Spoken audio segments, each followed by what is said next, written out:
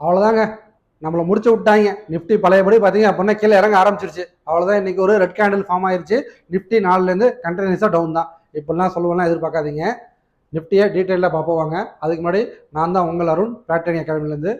So Nifty பார்த்தீங்க அப்படின்னா இன்னைக்கு என்ன பண்ணிக்காங்கன்னு பார்த்தீங்க அப்படின்னா ஒரு ரெட் கலர் கேண்டில் ஃபார்ம் ஆயிருக்கு. அவ்வளோதானே தவிர ட்ரெண்ட் இனிமேல் டவுன் தானா அப்படின்னு கேட்டால் கண்டிப்பாக நாளைக்கு சொல்கிறேன். ஏன் அப்படின்னா நிஃப்டி வந்து பார்த்தீங்க அப்படின்னா பாட்டம்லேருந்து ஒரு 1500 பாயிண்ட்ஸ் நிற்காம ரேலி ஆயிருக்கு. அதாவது எங்கேருந்து பார்த்தீங்க அப்படின்னா இங்கேருந்து, அதாவது 22,300லேருந்து இப்போ 24,000க்கு கிட்டத்தட்ட வந்து ஒரு 200 பாயிண்ட்ஸ் தாங்க. அதாவது 23,869 வரைக்கும் போயிருக்காங்க. ஓகேவா?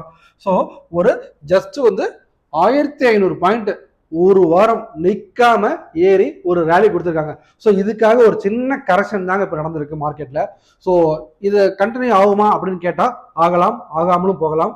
என்னடா இப்படி ரெண்டு கண்டனா சொல்றான்னு பாக்குறீங்களா? ஒன்றும் இல்லை, ஒரு ட்ரெண்ட் லைன் பிரேக் அவுட் நடந்துச்சு. ஸோ அதனால நெக்ஸ்ட் டார்கெட் வந்து இந்த பாக்ஸ் வரைக்கும் சொல்லியிருந்தேன். ஸோ இந்த பாக்ஸை தொட்டுட்டு திரும்ப மார்க்கெட்டால சஸ்டெயின் பண்ண முடியல. ஓகேங்களா? நம்ம டெக்னிக்கலாக தான் எல்லாத்தையுமே பார்க்கணும். மார்க்கெட்டால இன்னைக்கு சஸ்டெயின் பண்ண முடியல. ஸோ ஸ்டாக்ஸும் பார்த்தீங்க அப்படின்னா ஒரு கண்டினியூஸ் ரேலிலாம் நடந்துச்சுல, ஒரு வாரம் ரேலி நடந்ததுனால ப்ராஃபிட் புக்கிங் நடந்திருக்கலாம் நிறைய ஸ்டாக்ஸ்ல. ஸோ அதோட எஃபெக்டா இன்னைக்கு நிஃப்டி கீழே விழுந்திருக்கலாம். ஸோ இது ஒரு ரெசிஸ்டன்ஸ் ஜோன் வேற. ஓகேங்களா? இந்த ஜோன் கட்டாயி க்ளோஸ் ஆயிருச்சு அப்படின்னா நான் வந்து கண்டிப்பா நான் சொல்றேன் 24,000 மார்க்கெட் தொட்டிருக்கும். ஆனா இப்ப என்னன்னா அதை கட்டாயி க்ளோஸ் ஆகல.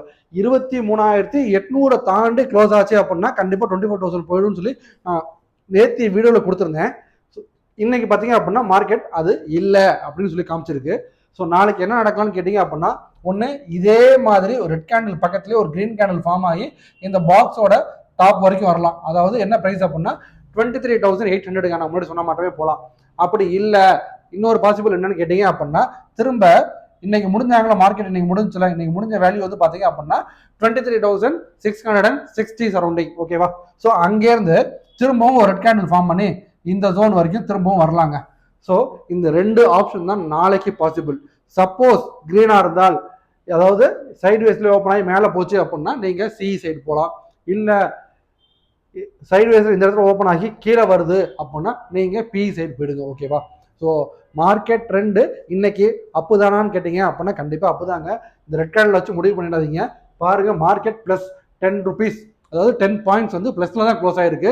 நேற்றைய டே க்ளோஸை விட இன்னைக்கு 10 பாயிண்ட்ஸ் அப்பில் தான் க்ளோஸ் ஆயிருக்கு. ஸோ நிஃப்டி இப்போ வரைக்கும் அப் ட்ரெண்ட்ல தான் இருக்கு, இன்னும் டவுன் ட்ரெண்டுக்கு மாறவில்லை. ஸோ இது மட்டும் ஸ்டாக்ஸை பற்றி நிறைய தெரிஞ்சுக்கணும், நிஃப்டியோட டெய்லி அப்டேட்ஸை பற்றி தெரிஞ்சுக்கணும் அப்படின்னா மறக்காம சேனலை ஃபாலோ பண்ணுங்க, சப்ஸ்கிரைப் பண்ணுங்க. ட்ரேட் பண்ணுற உங்கள் ஃப்ரெண்ட்ஸுக்கு கண்டிப்பாக இதை ஷேர் பண்ணிவிடுங்க. நான் ட்ரேடே பண்ணல, இனிமேல் தான் நான் பண்ணலான்னு இருக்கேன் அப்படின்னா மறக்காமல் நம்ம சேனலை ஃபாலோ பண்ணிட்டு கமெண்ட் செக்ஷனில் ட்ரேடிங் அக்கௌண்ட் ஓப்பன் பண்ணுறதுக்கான லிங்க் இருக்குது.